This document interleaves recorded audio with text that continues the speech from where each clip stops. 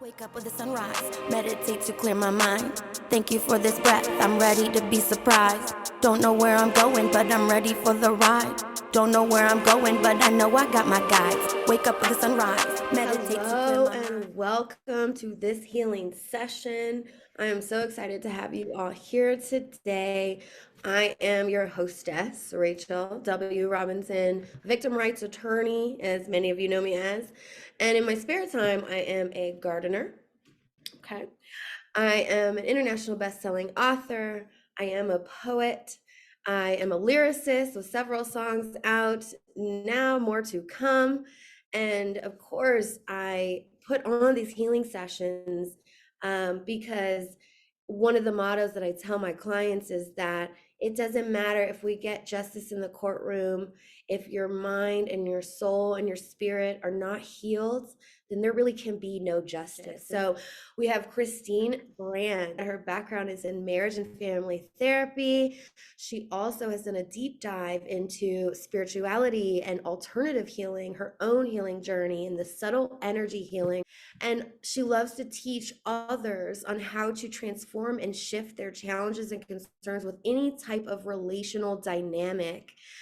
She has an award-winning book, Relationship, and she talks about how to write the words you really want to say. And so she has the gift of wording and of how to express ourselves fully through written language. And not only that, but also poems, but not only that, singing. She is also a singer. And so she also has songs out. She has her first album that came out earlier this year, I believe.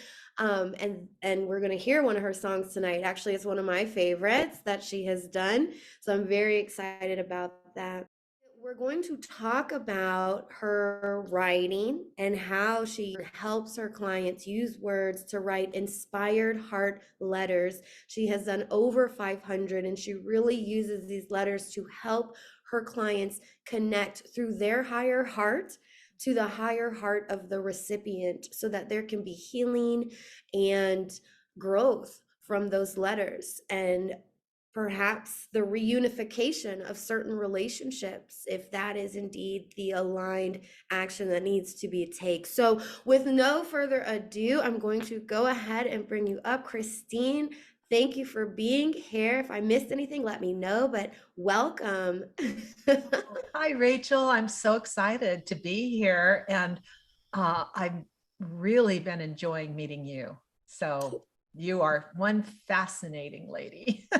Thank you so much. That means a lot coming from you. You're amazing.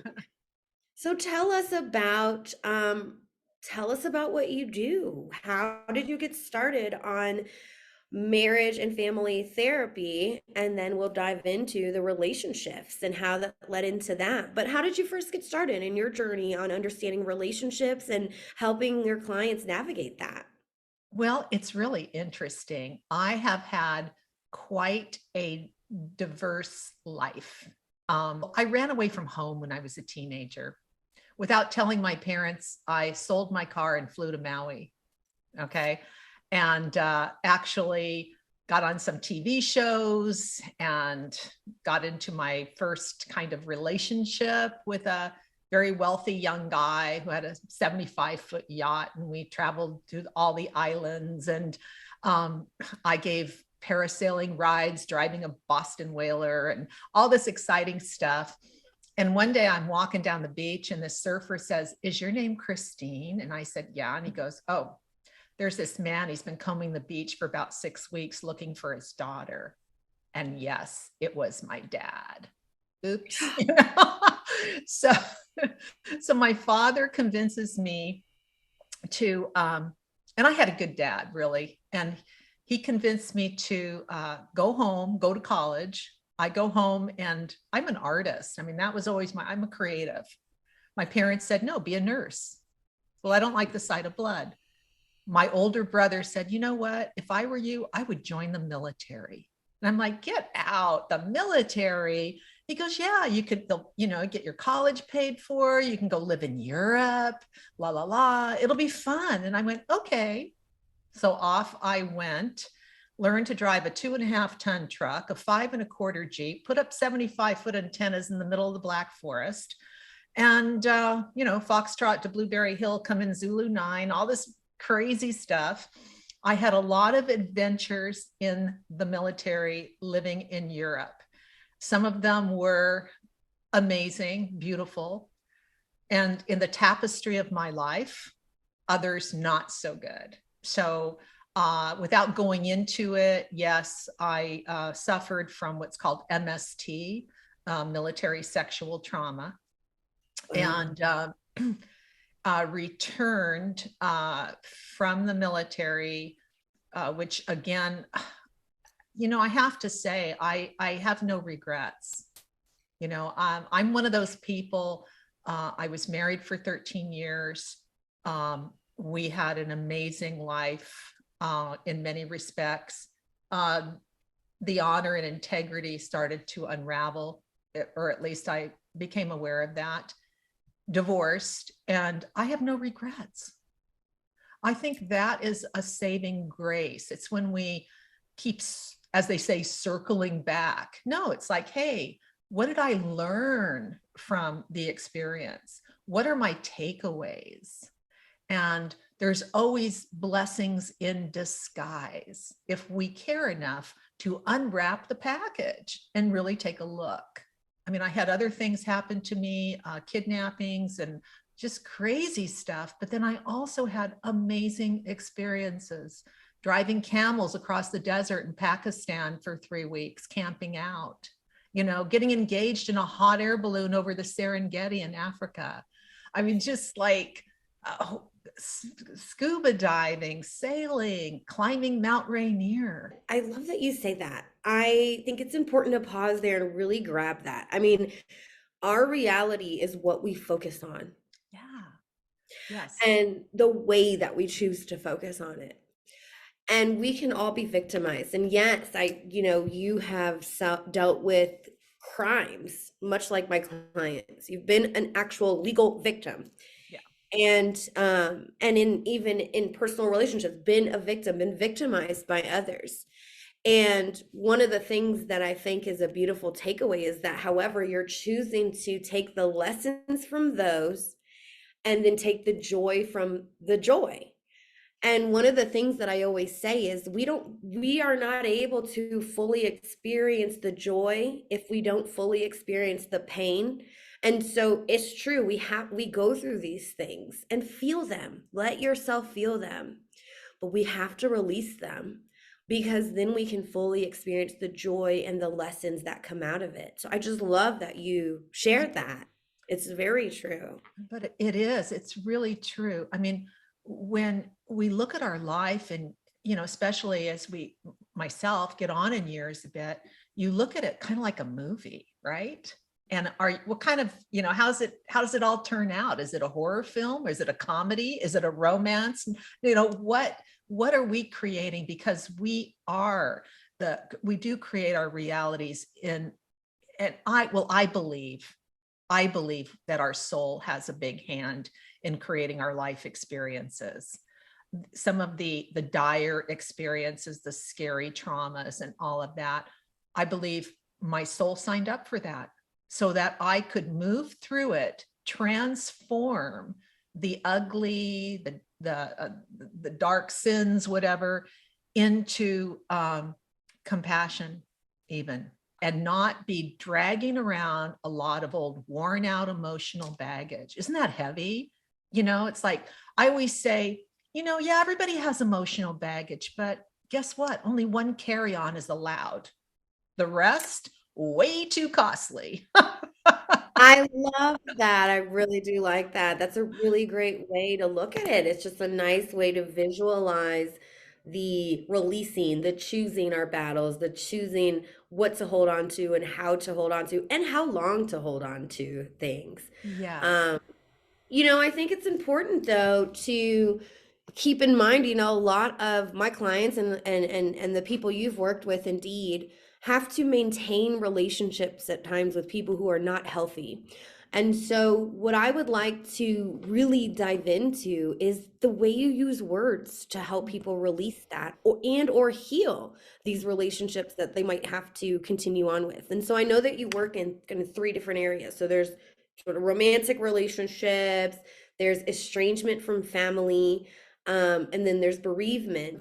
How we can use words and take back language and articulate for ourselves, if it's journaling or a letter that we never send or something like that, to help us release toxicity, and then moving into those next phases where maybe we want to heal the relationship or have closure with someone who's passed.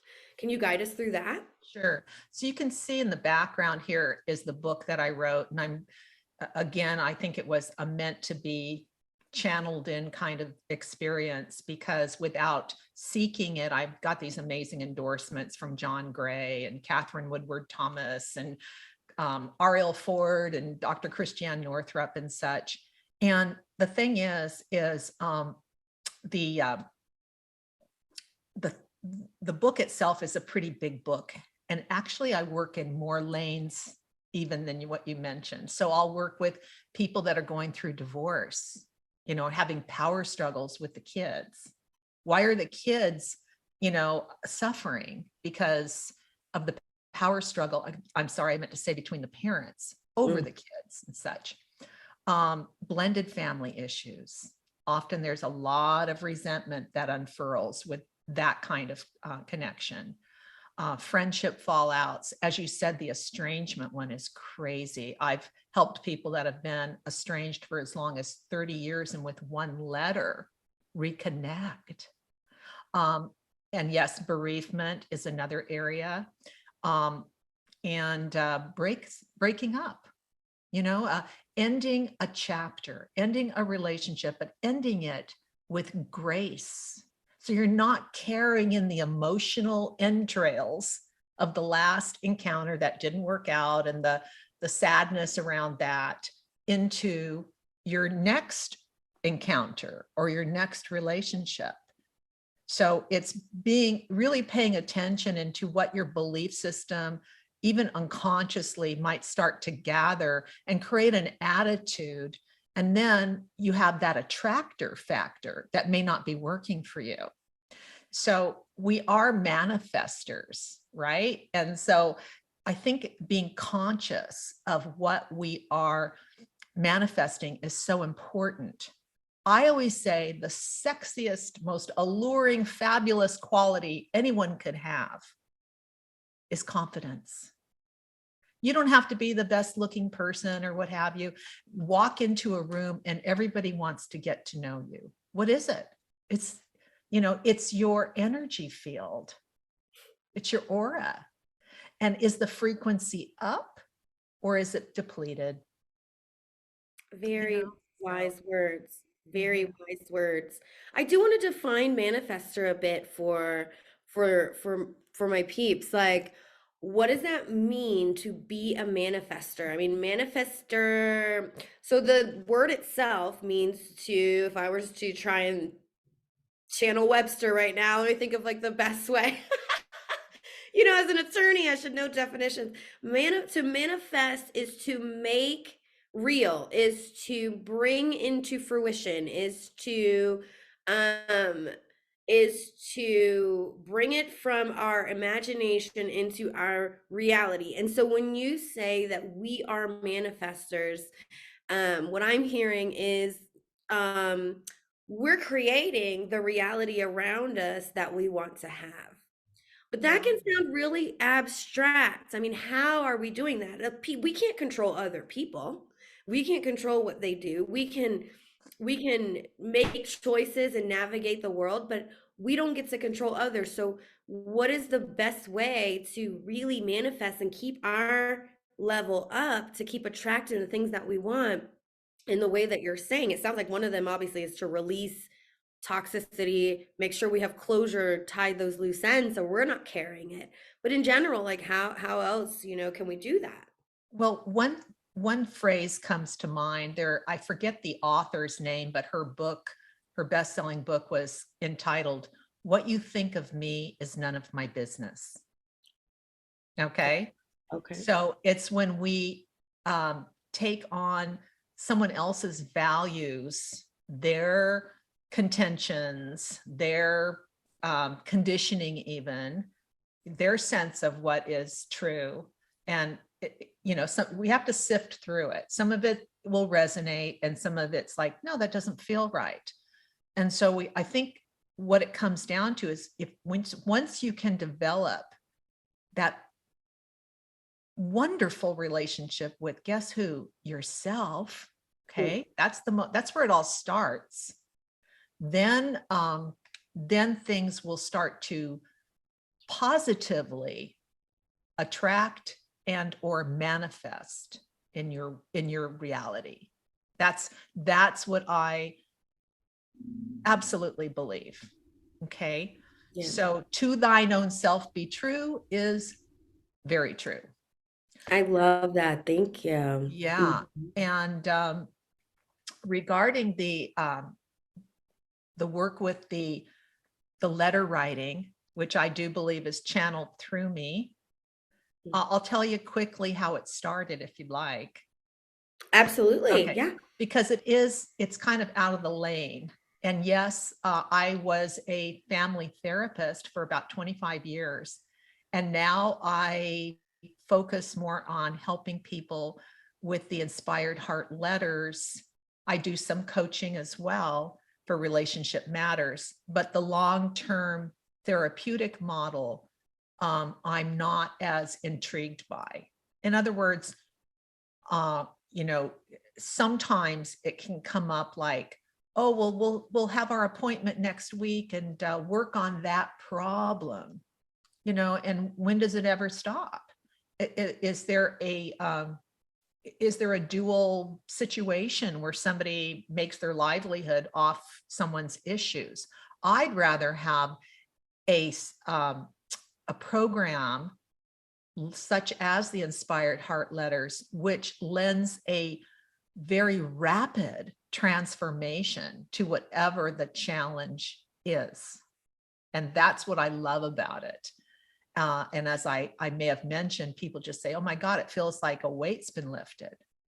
So how it all started was, as I was not only a school psychologist, but a family therapist, one of my neighbors came around and said, oh, Kristine, can I ask your advice? Well, this is very common. Yes, sure.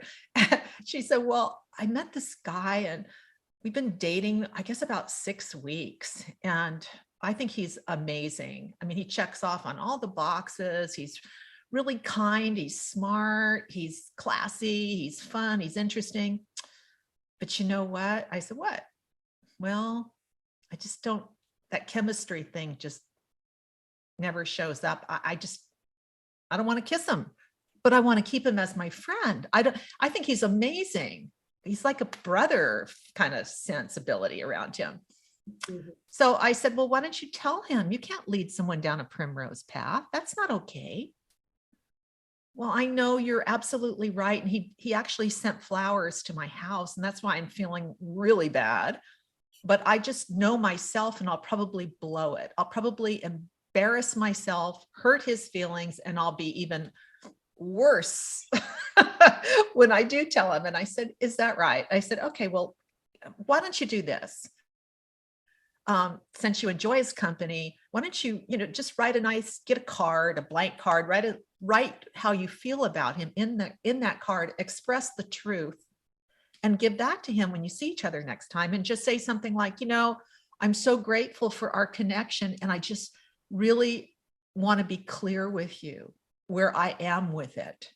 I want to explain. And I just thought maybe I'd write it to you so you could really, absorb what I want to say, or something like that. She goes, oh, that's a great idea. So she writes this note. She comes over, she goes, how's this sound? And guess what, Rachel? It was all a lie. It was the old, it's me, not you routine. I suck at relationships. I'm not looking for a relationship, la, la, la, you don't, blah, blah. And I tore it up in front of her, and I rewrote what she should have said and what I thought she should say. And I have this kind of ability to recognize or feel into what the recipient of the message is going through or what their reaction would be. It's just sort of strange, but it's true. And so I wrote this note and she goes, that's perfect. She gave it to him. They remained really good friends. He happened to be an attorney. She had a legal situation come up and he did all her filings and paperwork for free. So then she starts asking me for more letters, right? To do her mother's eulogy, to, write a letter to this one. And the next thing, I'm getting phone calls from her friends, or I'd pick up the phone and someone would say, one time they said, hi, I'm in Maryland. I just got off a cruise ship and someone said, you write these amazing letters and I really need your help. So that's how it started. I mean, you may have seen the movie Her with Joaquin Phoenix that came out probably 20 years ago or whatever, where he was writing letters, or the old, what is it, from the 1700s, like late 1700s, Cyrano de Bergerac. They made a movie back in the 80s called Roxanne with Steve Martin. Okay. The man that fell in love with the beautiful woman and gave the handsome guy the love letters to give her. So she was falling in love with the handsome guy, not because he was handsome, but because of the letters. Mm. So I kind of look at, there's a flavor of that with how I roll.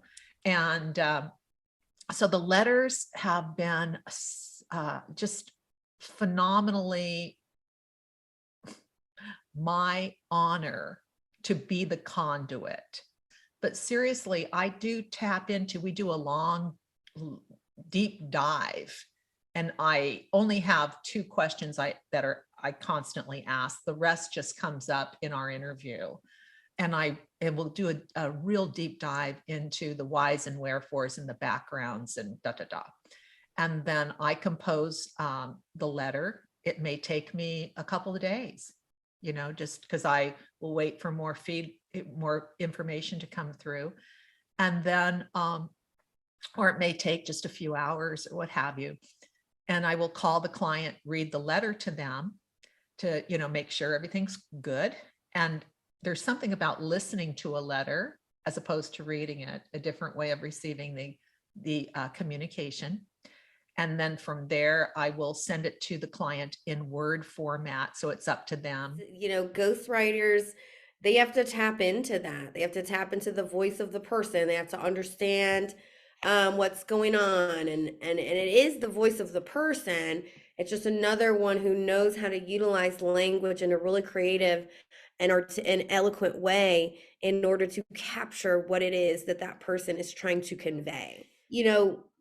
Sometimes we don't need closure from that person, but sometimes we might just want to express the effect that they had on us, the way that they can't interrupt, that they get to hear the whole thing, but that it's like really capturing the essence of what we're saying so that we don't also pique their defenses and kind of and then it's up to them, right? Like if they don't receive it in a way that's healthy, then they don't. But how far along that journey do you take people, and how important has it been for people to have those letters, even if they don't ever send them, or if it's too late, if the person's gone? Like, what are your thoughts on that? Yes. Well, I think the word is closure, healthy closure, that it would be one of the main aims at, for having a letter. And as you say, whether you give it or not, it's almost, I think words have frequencies. And just as when we're having a conversation, we have a frequency, but when you can contemplate and really create that written letter, that inspired heart letter, so much can be transmuted, transformed just in the process of that. I have never written a letter that is mean or accusatory or anything like that.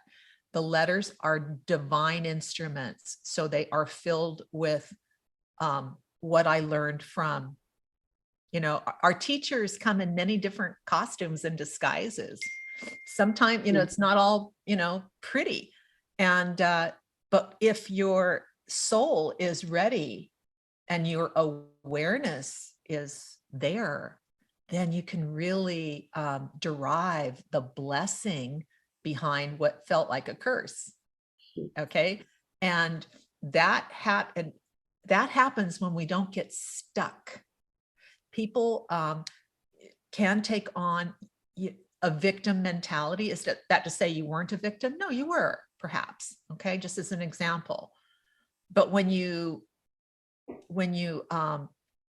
continue that broken record, if you will, or you can't move past the unfairness, the pain, the insult, the injury, whatever it is, then, the old adage, trying to give somebody else poison and drinking it yourself, or however that saying goes, that's what's happening.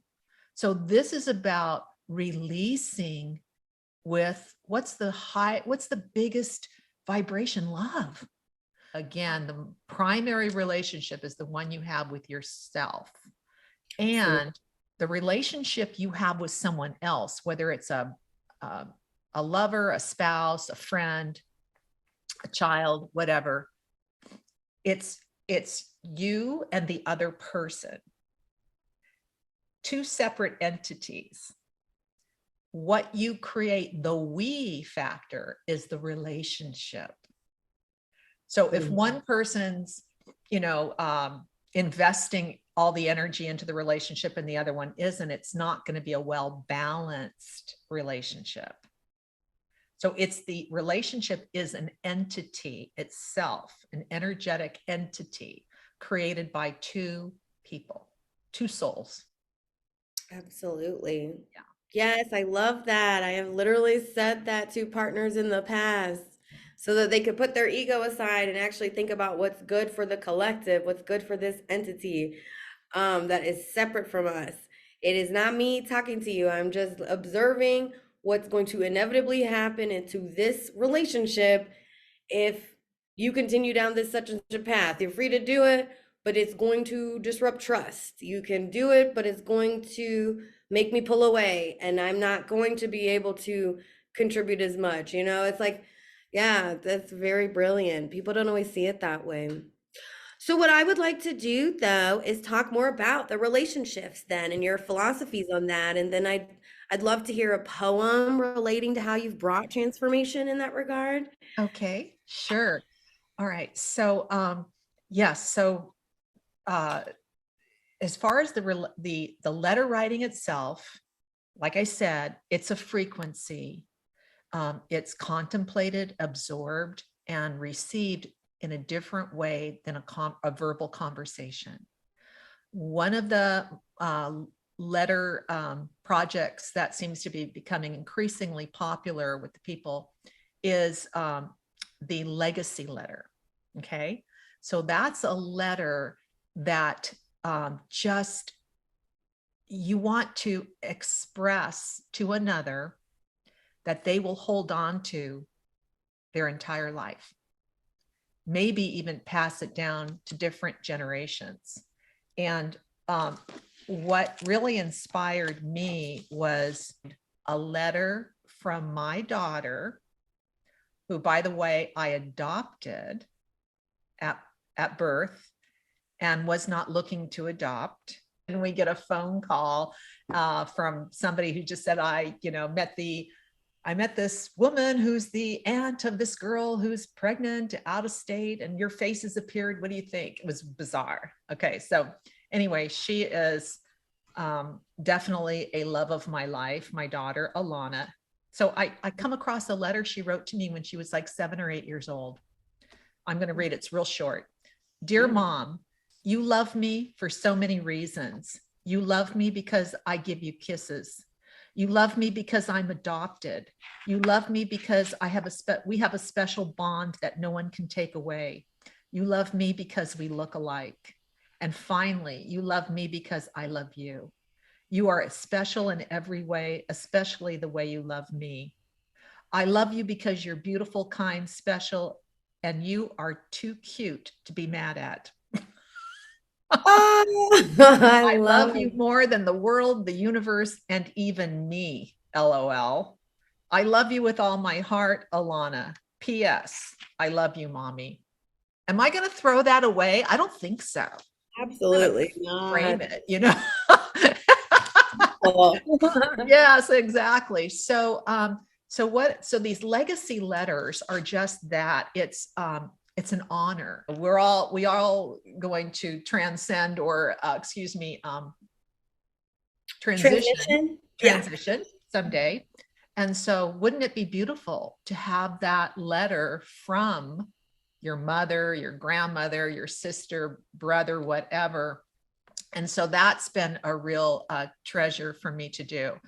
So in my book, in this book here, this gives you, it's not a lecture, it's samples of letters and it's guidance on how to create your own more compelling messages and how to just get out of your own way, if you will, and look at things from a different perspective. One of the most rewarding letter experiences is the estrangement.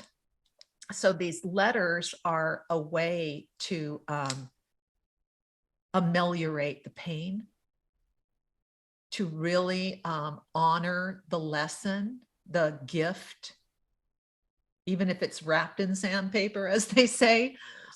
One gentleman, I always tell audiences this, I couldn't believe it, 30 years he had not spoken to his daughter. And he started out in a monastery to become a Catholic priest. And then he was drafted into the Vietnam War as a combat Marine. He came back and I believe he was PTSD, undiagnosed, post-traumatic stress disorder. He gets a girlfriend, she gets pregnant, she won't marry him. I'm thinking, is he drinking or, self-medicating somehow? And so they had a little girl. And then when he did his best to co-parent, reportedly. And when the little girl was about 9 or 10, her mother says to him, look, I'm getting married and, Mandy just needs one whole family. So I think it's probably in her best interest if you move on. So he goes back to the farm in the Midwest where he grew up and lives with his folks. They pass away. He makes the farm into a homeless shelter. So he had a very good heart. And his sister contacts me and she said, my brother is, he's got some health issues. He's probably going to be around for the next maybe 3 to 5 years. And we want our niece, he wants his daughter back in his world. It's so awful. It's such an empty hole. It's such a wound. So without even speaking to the brother directly, but interviewing the sister, and she got his permission, I wrote the letter to the daughter. The letter she wrote back, Rachel, made me cry. It was so beautiful. Mm-hmm. And she flew to be with her dad. And she was in his life. I think he did last close to 5 years until he passed. Yeah. That is the kind of, can you imagine if that letter were never sent? Right. It's an opportunity to heal, to restore, and again, to just transform and to bring the love in and say, okay, that was then, what about now? Is that to say that we should hang out with people that are not at our vibrational wavelength or are not positive influences? No. But again, the healing letters are, the primary person is yourself. I've written letters for people and it's not happened very often, but a couple times they'll read the letter and they go, oh my, and I never dictate what someone's goal is ever. This is your life's journey. This is your lesson, not mine. I'm just the conduit. And but I've had people read the letter and say, I changed my mind. I never sent it. How do you feel? I feel great. They got it out. They were able to express from their divine self, from that higher part of them, that from the soul that knows, and they were able to move through, heal, and again, not carry the debris of old historic stories, but create new life, new beginnings. Absolutely. Yeah. That is so beautiful. I know that my clients and in general, us women, as we venture into the world, try to find meaningful relationships and find words that can help us encapsulate what we want to manifest in these relationships. Um, Perhaps you have some a poem or something that you could share that you've written for someone when it comes to romantic relationships. Okay. So there was once a woman, I had helped her out with letters previously, and she had had some issues in her marriage. And her husband, actually, their mothers were best friends growing up. And they each grew up. He was, probably 3 years older than her or whatever, and 4 years, I don't remember. And he got married and she got married. Their marriages didn't work out. Those chapters ended, and somehow they ended up, so they were friends. They knew each other as childhood friends. I mean, he used to push her on her tricycle. She remembers that. And then they get married. And then they had issues in the marriage that were difficult or challenging. And they worked through it. Okay. So and I had helped her with a letter, actually. So she calls me up and she goes, it's Valentine's Day. It's coming up pretty soon. And I would just love it. I love the way you write. You just resonates for me so well. Would you consider writing a poem for my husband? And I said, I'd love to. So, lickety split. I mean, it just comes pouring through. So this is the Valentine poem. Here we go. Of all the ways that I have known you, from the wide eyes of a young girl to being held in your loving arms so true as a woman, now as your wife, a deeper knowing does unfurl. With you, my love, I share my life. Our book is still a mystery, how in this love we came to be. I sing your praise as we step into the light, shedding what did not fit, together creating a real home, all to my heart's sheer delight. Now when I see you, your eyes do smile. Climbing the peak, I can see only blue skies. The journey of this heart is worth the while. The true blue love of you, radiant in your eyes. Yes, we have weathered some stormy time where I felt my heart disappear. Now the sun shines bright, we feel so right, and the why of us much more clear. Thank you, my darling, for being so brave. The emotional risks, indeed. Show me how much there is to save. Staying safe in your heart is all I need. Be my Valentine. So Yeah. beautiful. So beautiful. Well, the next thing I want to do, I want to play one of your songs. I want to play my favorite song of yours. Oh, It's called Soul Glow. Why don't you tell us a little about where that came from, and then I'll just share my screen and play it from your Spotify account. okay. So I'm not only a water sign, but I'm a water person. I love the ocean. I do love anything, I used to be a little surfer girl, and like I said, I drove a Boston Whaler and sailed around, and I love it. To me, there's an energy that comes with the ocean. So this particular song, Soul Glow, is an analogy of how we should be, how we should live our lives, almost like you're sailing through it, unafraid. It's an adventure, and to just sort of take it in. What were your thoughts about the song? How Well, did I think I'm calling in romance lately. So I literally was like, I would dance to this as my first wedding dance if I decide to get married at some point.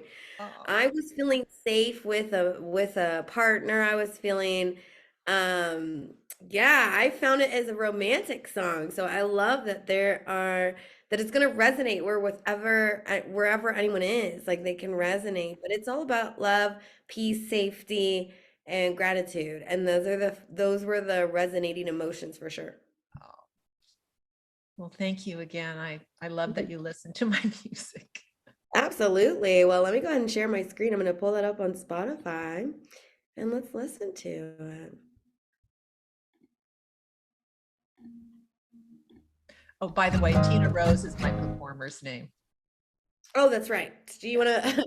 That's right. Because Tina is what your friends call you. Rose is your middle name. And so Uh-huh. this is how everyone can find you. So, yes, Love Letters by Tina Rose, released last year, 2021, the full album. But here is Soul Glow.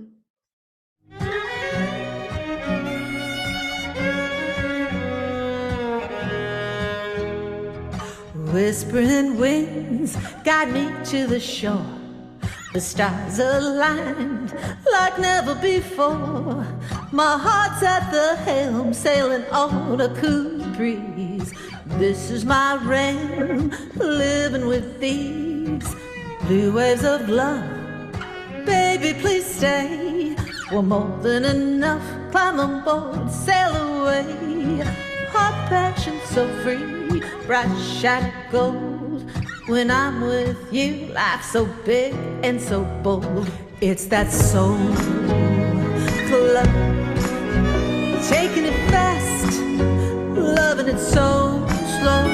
It's that soul glow, taking it fast, loving it so slow. Still waters run deep, crash open and brave.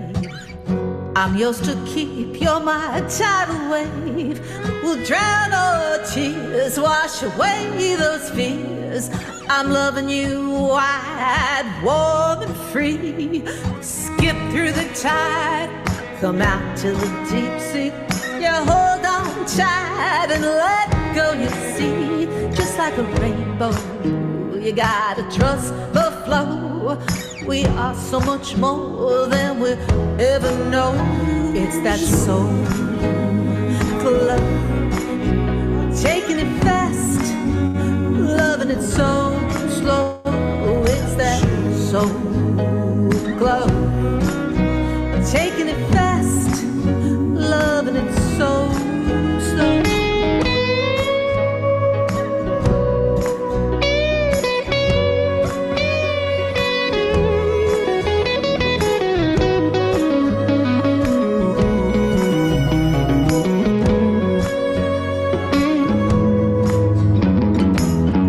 Rocking through the wave, our love will save. Rolling through the curl, you know I'm your girl.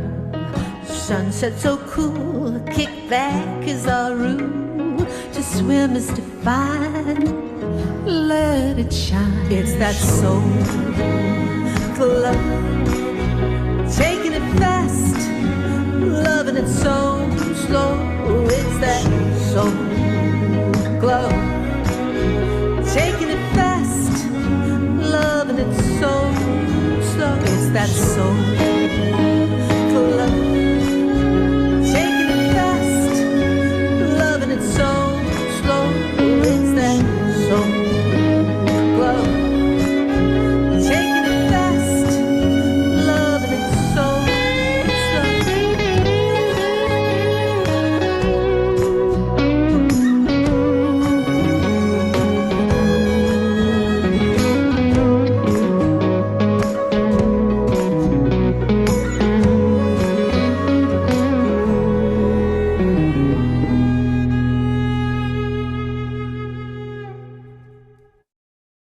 I Wow. love Thank it.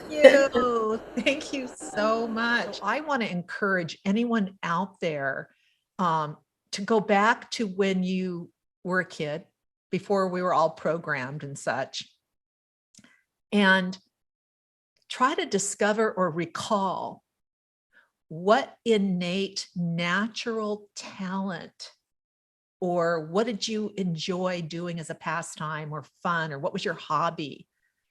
And go back to that and see if it still holds that spark for you, and do it. Yeah, So yeah, half my clientele are men, which is very unusual. great. And also great news. Okay. We need them to be tapping into their deeper selves, higher selves, and communicating with us from there. We are ready for that. Please. Yes. I love men. I do. And I've had a lot of, attacks and everything else, but I love men who are just that, they're real, they're evolved, because they're as precious.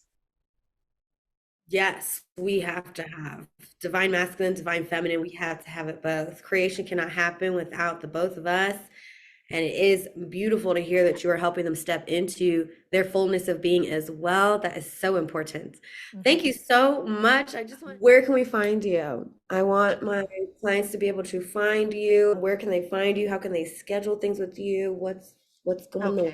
inspiredheartletters.com, and certainly my name, Kristine with a K, so www.kristinegrant.com. You'll get to my website, and anyone that's listening today, I am more than happy to give you a free, I call it Soul-lution Focused session. It will take 20, 30 minutes.